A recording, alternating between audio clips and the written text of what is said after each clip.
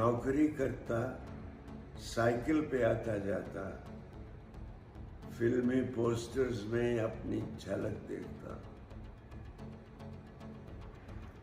रातों को जागता, अनहोने ख्वाब देखता, सुबह उठकर आईने से पूछता, मैं दिलीप कुमार बन सकता हूँ क्या? जो बात इस जगह है कहीं पर नहीं। एक नौजवान जो बिना बुलाए अपने हीरो के घर में घुस गया, सीधे उनके बेडरूम तक पहुंच गया। कुछ सेकंड बाद वो जान बचाकर वहां से भाग रहा था। उस नौजवान का नाम था धर्मेंद्र, और जिसके लिए वो इतना दीवाना था वो थे दिलीप कुमार। लेकिन क्या आप जानते हैं, इसी दिलीप कुमार की जिंदगी में एक ऐसी मोहब्बत आई जिसने उन्हें भी अंदर से तोड़ दिया। वो मोहब्बत थी मधुबाला। आज की कहानी सिर्फ 3 सितारों की नहीं, बल्कि जुनून, मोहब्बत और अधूरी किस्मत की कहानी है। साल था 1952। पंजाब के लुधियाना का एक सीधा सादा कॉलेज छात्र, जिसकी आंखों में सिर्फ एक सपना था, सिर्फ एक बार अपने आदर्श दिलीप कुमार को सामने से देखने का। फिल्म शहीद देखने के बाद धर्मेंद्र इतने प्रभावित हुए कि उन्हें लगने लगा, दिलीप कुमार मेरे बड़े भाई जैसे हैं। बिना किसी पहचान, बिना किसी अपॉइंटमेंट, वे सीधे बंबई पहुंच गए। अगले ही दिन उन्होंने दिलीप कुमार के बंगले का दरवाज़ा खोला। कोई रोकने वाला नहीं था। वे सीढ़ियां चढ़ते गए और पहुंच गए सीधे दिलीप कुमार के बेडरूम तक। कमरे में एक गोरा चिट्टा, बेहद हैंडसम नौजवान सो रहा था। अचानक उसे किसी की आहट महसूस हुई। उसने आंखें खोली। सामने एक अनजान लड़का खड़ा था जो उसे टकटकी लगाकर देख रहा था। दिलीप कुमार चौंक गए। उन्होंने जोर से नौकर को आवाज लगाई और इधर धर्मेंद्र के होश उड़ गए। वे सीढ़ियां उतरते हुए घर से ऐसे भागे मानो कोई उनका पीछा कर रहा हो। बाद में धर्मेंद्र ने अपनी यादों में लिखा, मुझे तब एहसास हुआ कि मैंने अपने हीरो की निजी जिंदगी में दखल दे दी थी, लेकिन किस्मत शायद कुछ और ही लिख चुकी थी। करीब 6 साल बाद धर्मेंद्र ने फिल्म फेयर टैलेंट कॉन्टेस्ट जीत लिया। अब वे सिर्फ एक प्रशंसक नहीं, बल्कि फिल्मों में कदम रखने वाले नए कलाकार थे। एक दिन दिलीप कुमार की बहन फरीदा से मुलाकात हुई। धर्मेंद्र ने मुस्कुराते हुए कहा, मुझे बस एक बार दिलीप साहब से मिलवा दीजिए। अगली शाम फोन आया। दिलीप कुमार ने उन्हें अपने घर बुलाया। इस बार न कोई डर था, न कोई भागना।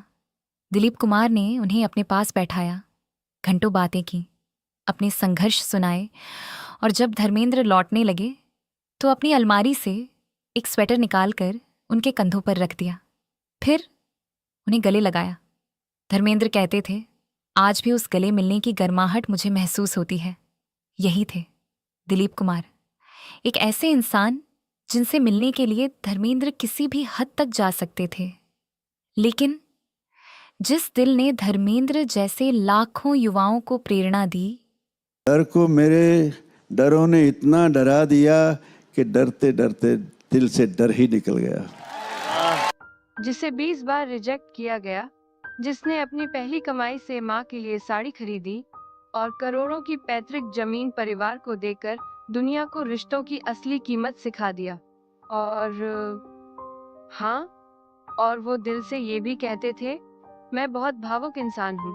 कोई मुस्कुरा दे तो मैं हाथ बढ़ा देता हूँ, कोई हाथ बढ़ा दे तो मैं उसे सीने से लगा लेता हूँ। और एक्टिंग के बारे में कहते थे, एक्टिंग मेरी महबूबा है। दोस्तों, धर्मेंद्र जी कोई आज हीरो नहीं बने थे। उनके अंदर ये फिल्मी चिंगारी बचपन से जल रही थी। स्कूल में टीचर उन्हें आगे बैठने नहीं देती थी। क्यों? क्योंकि क्लास की लड़कियां पढ़ाई छोड़कर धर्मेंद्र को देखती रहती थी। बाकी बच्चे होमवर्क से डरते थे और धर्मेंद्र जी अपनी मुस्कान के असर से हीरो बनना तो तय था, बस तारीख बाकी थी।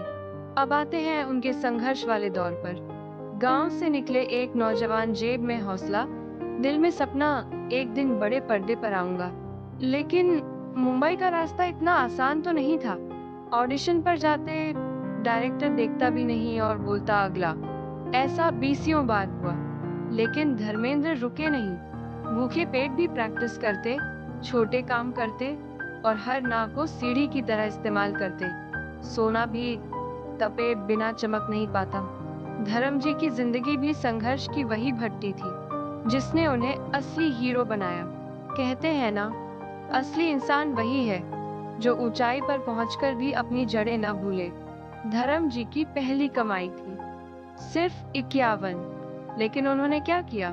अपने लिए कुछ नहीं, सीधे माँ के लिए एक साड़ी खरीदी। यही होता है असली धर्मेंद्र, जिसके लिए माँ की मुस्कान ही दुनिया की सबसे बड़ी कमाई थी। आज लोग पहली सैलरी से फोन खरीदते हैं, धर्म जी ने माँ की मुस्कान खरीद ली। जिनके दिल में माँ होती है, उनकी सफलता कभी कम नहीं होती। अब सुनिए वो किस्सा जिसने लाखों लोगों को चौंका दिया। रिपोर्ट्स के मुताबिक धर्मेंद्र जी ने अपने पंजाब वाले गांव की करीब 2.5 एकड़ जमीन बिना किसी शोर शराबे के अपने भतीजे को दे दी। मीडिया ने इसकी वैल्यू लगभग 5 करोड़ बताई थी, क्योंकि ये उनके पिताजी की इच्छा थी। पर धर्म जी ने इसका कभी ढोल नहीं पीटा, चुपचाप दिया और आगे बढ़ गए। कुछ लोग जमीन बांटकर रिश्ते तोड़ते हैं, धर्म जी ने जमीन देकर रिश्ते जोड़ दिए। कबीर दास ने कहा था, साईं इतना दीजिए जामे कुटुंब समाए, मैं भी भूखा न रहूं, साधु न भूखा जाए। धर्मेंद्र ने इसे कहा नहीं, जीकर दिखाया। रिश्ते सबसे बड़ी पूंजी है, दौलत तो सिर्फ कागज है। दोस्तों, अगर धर्मेंद्र जी की जिंदगी में एक चीज सबसे ज्यादा चमकी है, तो वो सिर्फ उनका करियर नहीं था, वो था उनका दिल। इतनी मेहनत, इतने साल, इतनी फिल्में, इतना नाम, लेकिन उन्होंने कभी खुद को हीरो नहीं कहा। उन्होंने बस एक बात कही थी, मैं प्यार करने के लिए पैदा हुआ हूँ। उन्होंने अपने परिवार को दिल दिया, माँ को इज्जत दी, फैंस को मुस्कान दी और रिश्तों को अपनी दौलत से ऊपर रखा। इसीलिए लोग कहते हैं धर्मेंद्र सिर्फ बड़े पर्दे के ही हीरो नहीं थे, वो दिल के भी हीरो थे। कहाँ शुरू कहाँ खत्म। यमला पगला दीवाना हो रब्बा, किसी बात न जाना के। बॉलीवुड के ही मैन, लाखों दिलों की धड़कन। लेकिन क्या आप जानते हैं कि धर्मेंद्र जी की निजी जिंदगी उनकी फिल्मों से भी ज्यादा चर्चा में रही?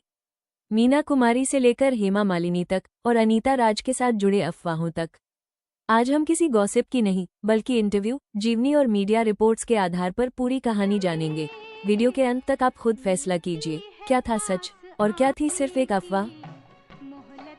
तो आइए इस कहानी की शुरुआत करते हैं उस अभिनेत्री से जिनका नाम सबसे पहले धर्मेंद्र के साथ जोड़ा गया, मीना कुमारी।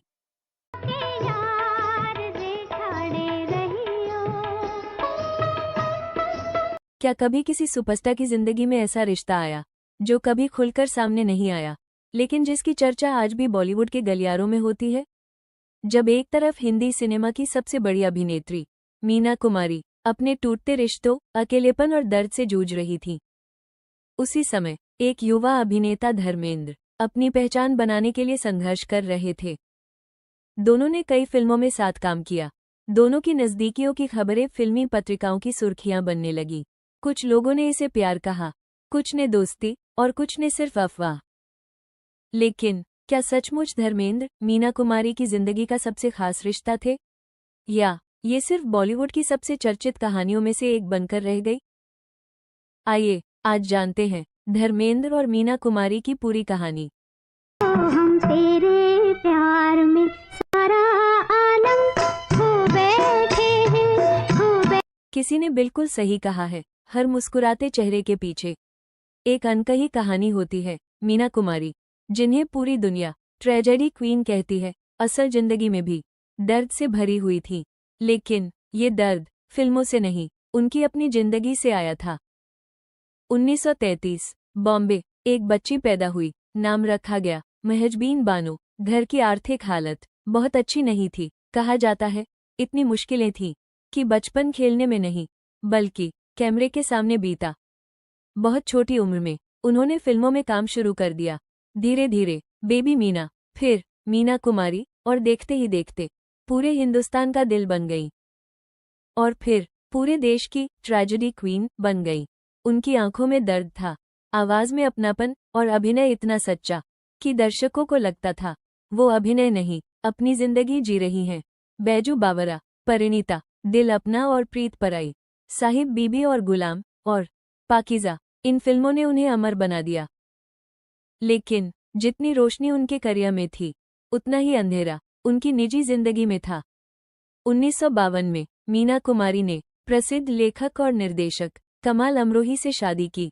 ये शादी गुपचुप हुई थी। शुरुआत में दोनों के बीच बहुत प्यार था, लेकिन समय के साथ मतभेद बढ़ने लगे। काम को लेकर, समय को लेकर और निजी जीवन को लेकर दोनों के रिश्ते में दूरियां आने लगी। शादी के कुछ वर्षों बाद दोनों अलग रहने लगे और यहीं से मीना कुमारी का अकेलापन धीरे धीरे बढ़ने लगा। कहा जाता है अकेलेपन ने मीना कुमारी को अंदर से तोड़ दिया था। उन्होंने अपना दर्द शायरी में उतारा, अपने किरदारों में उतारा, लेकिन धीरे धीरे शराब भी उनकी जिंदगी का हिस्सा बनने लगी। शराबी शराबी मेरा नाम हो गया। और दूसरी तरफ पंजाब से आया एक नौजवान जिसकी आंखों में हीरो बनने का सपना था, धर्मेंद्र। न कोई फिल्मी परिवार, न कोई बड़ा गॉडफादर, बस एक सपना और खुद पर भरोसा। छोटे छोटे रोल, स्टूडियो के चक्कर, ऑडिशन और लंबा संघर्ष। उन्हें नहीं पता था कि बहुत जल्द उनकी मुलाकात एक ऐसी अभिनेत्री से होने वाली है जो उनकी जिंदगी की दिशा बदल देगी। कहा जाता है मीना कुमारी ने धर्मेंद्र में वो प्रतिभा देख ली थी जो शायद दूसरे नहीं देख पाए थे। क्या सचमुच मीना कुमारी ने धर्मेंद्र का करियर बनाने में मदद की? क्या दोनों के बीच सिर्फ दोस्ती थी या उससे कहीं ज्यादा? 1966 एक फिल्म रिलीज हुई, फूल और पत्थर। इस फिल्म ने धर्मेंद्र की जिंदगी बदल दी। वो रातों रात स्टार बन गए। आज भी कई लोग मानते हैं कि अगर इस फिल्म में मीना कुमारी न होती तो शायद फिल्म का प्रभाव इतना गहरा न होता। रिपोर्ट्स के अनुसार जब भी किसी निर्माता या निर्देशक के सामने एक हीरो की तलाश होती तो मीना कुमारी धर्मेंद्र का नाम सुझाती थी। कहा जाता है वो निर्माताओं से कहती थी, इस लड़के में बहुत हुनर है, इसे एक मौका दीजिए। लेकिन जैसे जैसे दोनों साथ काम करने लगे वैसे वैसे फिल्मी पत्रिकाओं में नई नई खबरें छपने लगी। किसी ने लिखा दोनों एक दूसरे के बेहद करीब हैं, किसी ने लिखा दोनों के बीच दोस्ती से बढ़कर रिश्ता है, और कुछ पत्रिकाओं ने इसे प्यार का नाम भी दे दिया। लेकिन यहाँ रुकना जरूरी है। इन खबरों की कभी न धर्मेंद्र ने पुष्टि की और न ही मीना कुमारी ने।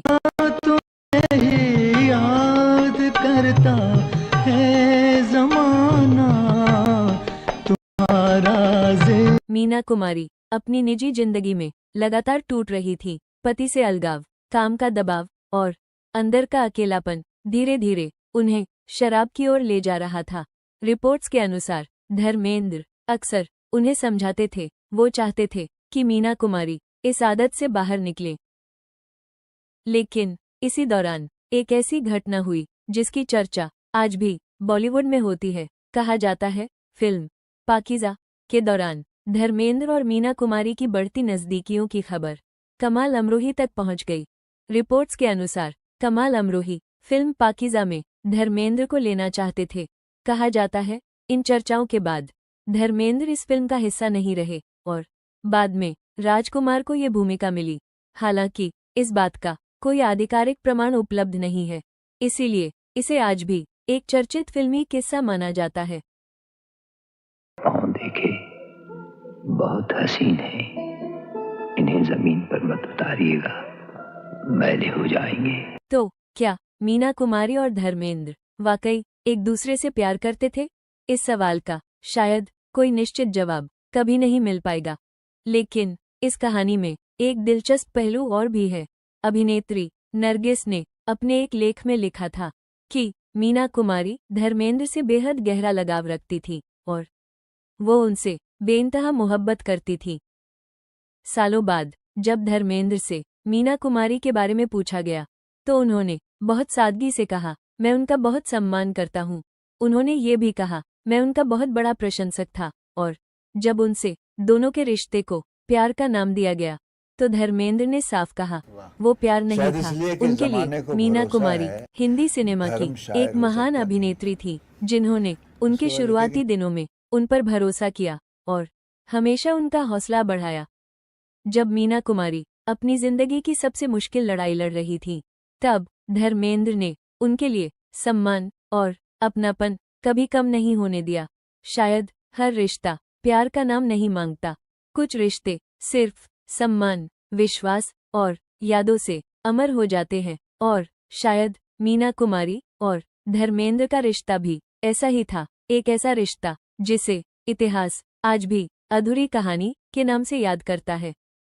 चलते चलते यूं ही कोई मिल गया था। अब बढ़ते हैं धर्मेंद्र जी की जिंदगी के उस चर्चित किस्से की जब तनुजा ने उन्हें सबके सामने थप्पड़ मार दिया था।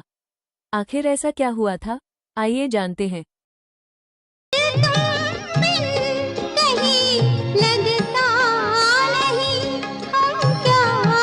क्या आप जानते हैं कि एक बार बॉलीवुड के ही मैन धर्मेंद्र को उनकी ही को स्टार तनुजा ने थप्पड़ मार दिया था। और यही धर्मेंद्र अपनी पहली कार खरीदते समय इतने व्यवहारिक थे कि उन्होंने महंगी और स्टाइलिश कार छोड़कर फियाट खरीदी, जबकि उस समय उनकी को स्टार तनुजा के पास स्टाइलिश स्टैंडर्ड हेरल्ड थी। एक तरफ थप्पड़ और दूसरी तरफ संघर्ष की मिसाल। आखिर इन दोनों किस्सों के पीछे की कहानी क्या है, आइए जानते हैं धर्मेंद्र की जिंदगी के दो ऐसे अनसुने किस्से जो उनके व्यक्तित्व की दो बिल्कुल अलग तस्वीरें दिखाते हैं। चाहे रहो पास, सुन लो मगर एक बार। एक किस्सा अभिनेत्री तनुजा ने अपने एक पुराने इंटरव्यू में सुनाया था। साल 1965 में फिल्म चांद और सूरज की शूटिंग चल रही थी।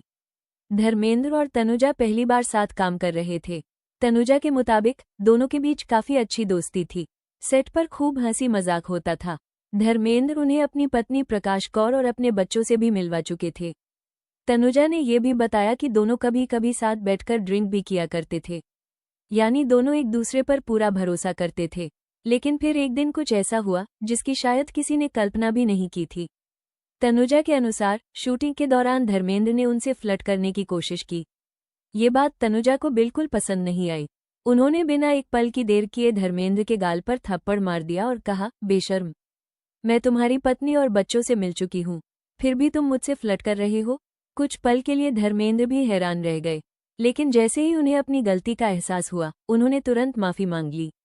धर्मेंद्र ने कहा, तनु प्लीज मुझे अपना भाई बना लो। तनुजा ने पहले तो मना कर दिया, लेकिन जब धर्मेंद्र बार बार माफी मांगते रहे तो उन्होंने एक काला धागा उनकी कलाई पर बांध दिया और उन्हें अपना भाई मान लिया। दिलचस्प बात यह है कि इस घटना के बाद भी दोनों के रिश्तों में कोई कड़वाहट नहीं आई। उन्होंने आगे चलकर बहारें फिर भी आएंगी, इज्जत, दो चोर, मोहब्बत की कसम, मर्द की जुबान और पाप को जलाकर राख कर दूंगा जैसी कई फिल्मों में साथ काम किया। यानी एक छोटी सी घटना उनकी दोस्ती के बीच कभी दीवार नहीं बन सकी। लेकिन धर्मेंद्र की जिंदगी का एक और किस्सा है जो उनके संघर्ष और दूरदर्शिता को दिखाता है। धर्मेंद्र ने अपने एक इंटरव्यू में बताया था कि जब वे अपनी पहली कार खरीदने की सोच रहे थे तब उनके बड़े भाई अजीत ने उनसे कहा, पाजी, तनुजा के पास तो स्टैंडर्ड हेरल्ड है, ओपन रूफ वाली, आप भी वही खरीद लो। उस दौर में स्टैंडर्ड हेरल्ड एक स्टाइलिश और आकर्षक कार मानी जाती थी। लेकिन धर्मेंद्र का जवाब सुनकर हर कोई उनकी सोच का कायल हो जाता है। उन्होंने कहा, इस फिल्म इंडस्ट्री का कोई भरोसा नहीं, अगर कल काम मिलना बंद हो गया तो कम से कम फियाट को टैक्सी बनाकर अपना गुजारा कर लूंगा। सोचिए, जिस इंसान ने आगे चलकर सैकड़ों फिल्मों में काम किया वो सफलता मिलने से पहले भी भविष्य की चिंता कर रहा था। यही उनकी सबसे बड़ी खूबी थी। उन्होंने सपने भी देखे लेकिन जमीन पर पैर कभी नहीं छोड़े। बाद में धर्मेंद्र ने करीब 18,000 रुपये में अपनी पहली फियाट खरीदी। नई कार लेने के बाद सबसे पहले वे महान निर्देशक बिमल रॉय को उसी कार में घुमाने ले गए। और सबसे भावुक बात, आज भी धर्मेंद्र ने अपनी वो पहली फियाट संभाल कर रखी है, क्योंकि वो सिर्फ एक कार नहीं बल्कि उनके संघर्ष, मेहनत और सपनों की पहली जीत की निशानी है। धर्मेंद्र की जिंदगी के ये दोनों किस्से हमें एक ही इंसान के दो अलग अलग पहलू दिखाते हैं। एक तरफ ऐसा इंसान जिसने गलती होने पर बिना अहंकार के माफी मांग ली, और दूसरी तरफ ऐसा संघर्षशील कलाकार जिसने सफलता मिलने से पहले ही बुरे समय के बारे में सोचना सीख लिया था। ध्यान देने वाली बात यह है कि थप्पड़ वाला किस्सा अभिनेत्री तनुजा ने अपने एक पुराने इंटरव्यू में साझा किया था, जबकि फियात वाला किस्सा धर्मेंद्र ने स्वयं एक इंटरव्यू में सुनाया था। दोनों घटनाएं अलग अलग स्रोतों से सामने आई यादों पर आधारित हैं। आइए अब बढ़ते हैं धर्मेंद्र जी की जिंदगी की सबसे चर्चित और सबसे अहम प्रेम कहानी की ओर, हेमा मालिनी और धर्मेंद्र की प्रेम कहानी। मासूम थी उम्र मेरी, वो क्या थी पता नहीं। पास जाने को जिसके, साथ बैठने को जिसके जी चाहता था। मुस्कुरा देती, मैं पास चला जाता। वो खामोश रहती, मैं सर झुका लेता। पांव के अंगूठे से जमीन को रेतता रहता। वो पूछती क्या हुआ, सवाल हल नहीं हुआ क्या? वो पूछती कुछ और थी, मैं कहे कुछ और जाता। वो फिर चुप हो जाती, मैं फिर सर झुका लेता।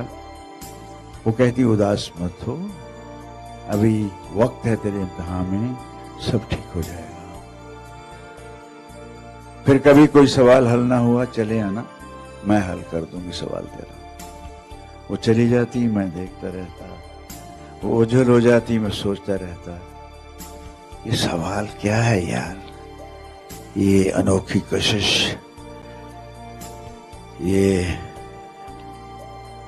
अनोखा एहसास, ये है क्या? इस सवाल का मतलब क्या है? मैं क्या कहूँ, क्या सवाल है?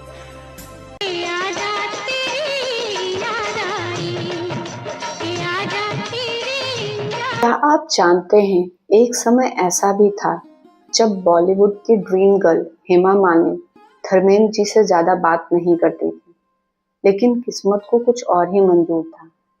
धीरे धीरे दो अनजान लोग एक दूसरे की जिंदगी का सबसे बड़ा हिस्सा बन गए। यह सिर्फ एक प्रेम कहानी नहीं थी, बल्कि प्यार, संघर्ष, त्याग और विश्वास की एक ऐसी कहानी थी जो आज भी लोगों के दिलों में जिंदा है। तो आइए जानते हैं कैसे शुरू हुई धर्मेंद्र और हेमा मालिनी की यह अमर प्रेम कहानी। साल था 1970 का। धर्मेंद्र उस समय बॉलीवुड के सबसे बड़े सितारों में गिने जाते थे। दूसरी ओर हेमा मालिनी नई थी, लेकिन अपनी खूबसूरती, आत्मविश्वास से हर किसी का दिल जीत रही थी। दोनों पहली बार फिल्म के सेट पर मिले। शुरुआत में हेमा मालिनी बेहद शांत रहती थी, वो ज्यादा बातचीत नहीं करती थी, लेकिन धर्मेंद्र का स्वभाव बिल्कुल अलग था। वो सभी का सम्मान करते, मजाक करते और पूरे माहौल को खुशनुमा बनाकर रखते। धीरे धीरे बात शुरू हुई, दोस्ती शुरू हुई और फिर दोनों एक दूसरे के साथ समय बिताने लगे। फिल्मों में जोड़ी उनकी जितनी पसंद की जाती थी, असल जिंदगी में भी उनकी नजदीकियां बढ़ने लगी।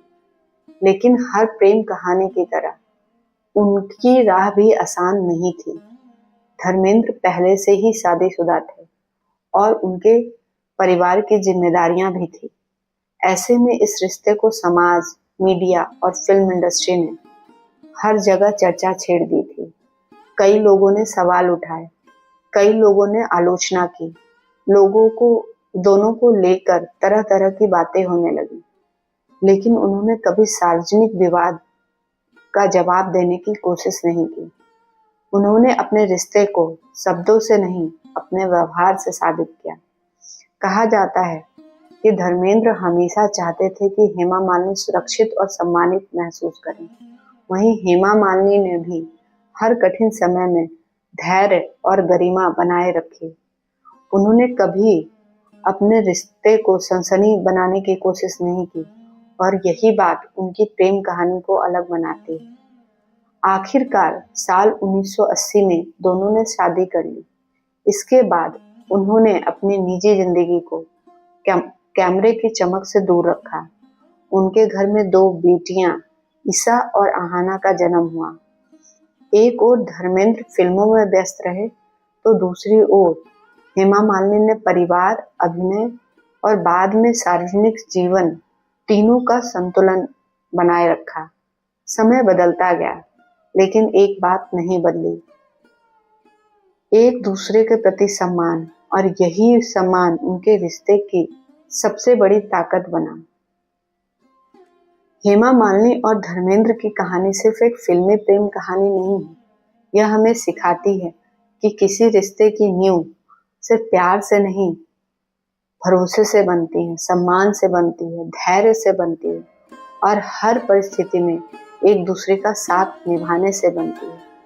शायद इसीलिए दशकों बाद भी जब लोग बॉलीवुड की यादगार जोड़ियों की बात करते हैं तो धर्मेंद्र और हेमा मालिनी का नाम सम्मान से लिया जाता है। हेमा मालिनी से शादी के बाद धर्मेंद्र जी का नाम एक बार फिर सुर्खियों में आया। इस बार वजह थी अभिनेत्री अनीता राज। आखिर इन अफवाहों की शुरुआत कैसे हुई, आइए जानते हैं। जमाना तो है नौकर बीवी का। क्या धर्मेंद्र और अनीता राज के बीच सच में कोई रिश्ता था? क्या इन अफवाहों की वजह से हेमा मालिनी नाराज हो गई थी, या फिर यह सिर्फ उस दौर की फिल्मी गॉसिप थी? आइए जानते हैं 80 के दशक की मशहूर अभिनेत्री अनीता राज की दिलचस्प कहानी। अनीता राज दिग्गज अभिनेता जगदीश राज की बेटी हैं। जगदीश राज हिंदी सिनेमा के ऐसे अभिनेता थे जिन्होंने सबसे ज्यादा बार पुलिस इंस्पेक्टर का किरदार निभाया और इसी उपलब्धि के लिए उनका नाम गिनीज वर्ल्ड रिकॉर्ड्स में दर्ज हुआ। अनीता राज ने 1981 में रिलीज हुई फिल्म प्रेम गीत से बॉलीवुड में कदम रखा। पहली ही फिल्म सुपरहिट रही और रातों रात वो इंडस्ट्री की चर्चित अभिनेत्रियों में शामिल हो गई। की सीमा हो, ना जन्म का हो बंधन। इसके बाद उन्होंने धर्मेंद्र, मिथुन चक्रवर्ती, राज बब्बर, जितेंद्र और अनिल कपूर जैसे कई बड़े सितारों के साथ कई सफल फिल्मों में काम किया। अपनी खूबसूरती और दमदार अभिनय के दम पर वो जल्द ही 80 के दशक की सफल अभिनेत्रियों में गिनी जाने लगी। इसी दौरान धर्मेंद्र और अनीता राज की जोड़ी भी दर्शकों की पसंदीदा जोड़ियों में शामिल हो गई। दोनों ने नौकर बीवी का, करिश्मा कुदरत का, इंसानियत के दुश्मन, नफरत की आंधी और कौन करे कुर्बानी जैसी फिल्मों में साथ काम किया। इन फिल्मों में दोनों की शानदार ऑन स्क्रीन केमिस्ट्री ने दर्शकों का दिल जीत लिया। लगातार साथ काम करने की वजह से फिल्मी गलियारों में दोनों के रिश्ते को लेकर तरह तरह की चर्चाएं शुरू हो गईं। उस दौर की कई फिल्मी पत्रिकाओं और मीडिया रिपोर्ट्स में ये भी लिखा गया कि धर्मेंद्र अपनी फिल्मों में अनीता राज का नाम सुझाते थे। हालांकि इन दावों की कभी आधिकारिक पुष्टि नहीं हुई, इसलिए इन्हें उस दौर की बॉलीवुड गॉसिप और मीडिया चर्चाओं के रूप में ही देखा जाता है।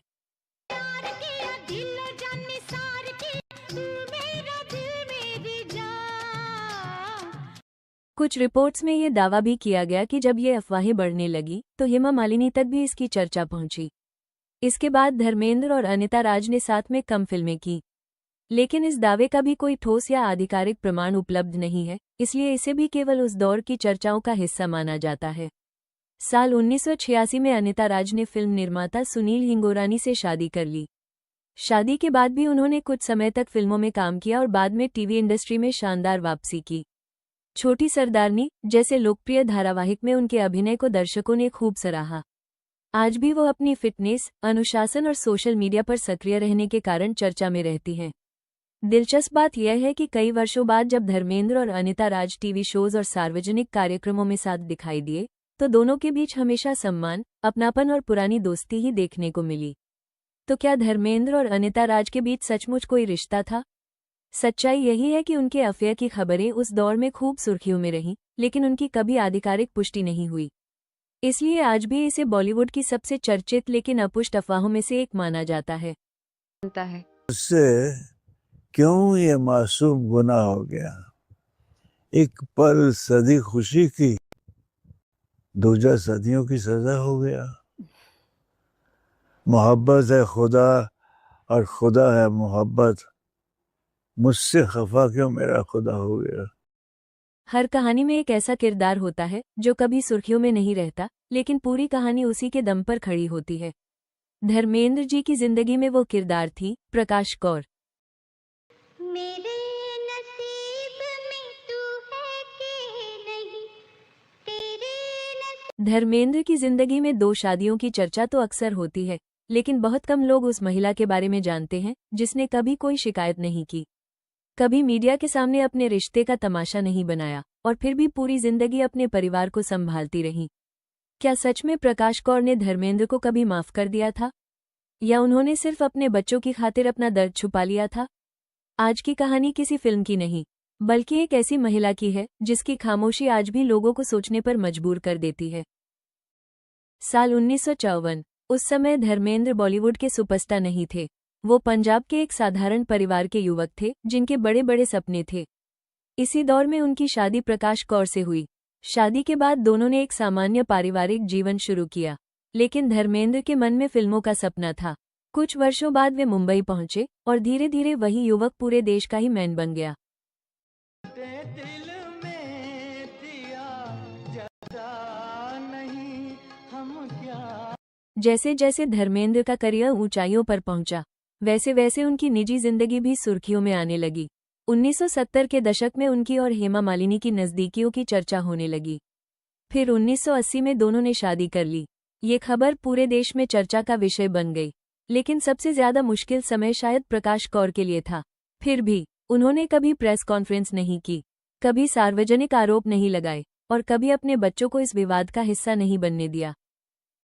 कई साल बाद जब प्रकाश कौर ने मीडिया से बात की तो लोगों को उम्मीद थी कि शायद वे गुस्सा जाहिर करेगी, लेकिन उन्होंने बेहद शांत शब्दों में कहा, धर्मेंद्र शायद मेरे लिए आदर्श पति नहीं रहे, लेकिन अपने बच्चों के लिए वे हमेशा एक अच्छे पिता रहे हैं।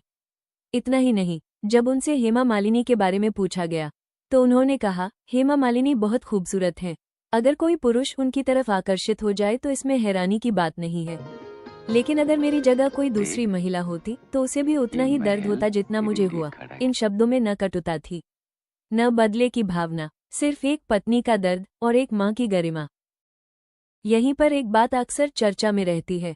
मीडिया रिपोर्ट्स के अनुसार दूसरी शादी के बाद भी धर्मेंद्र ने अपने पहले परिवार की आर्थिक और पारिवारिक जिम्मेदारियां निभाईं। उनका अपने बच्चों सनी देओल, बॉबी देओल, विजेता और अजीता से रिश्ता हमेशा बना रहा। कुछ रिपोर्टों में ये भी दावा किया गया कि वे अक्सर अपने पहले परिवार के घर समय बिताते थे।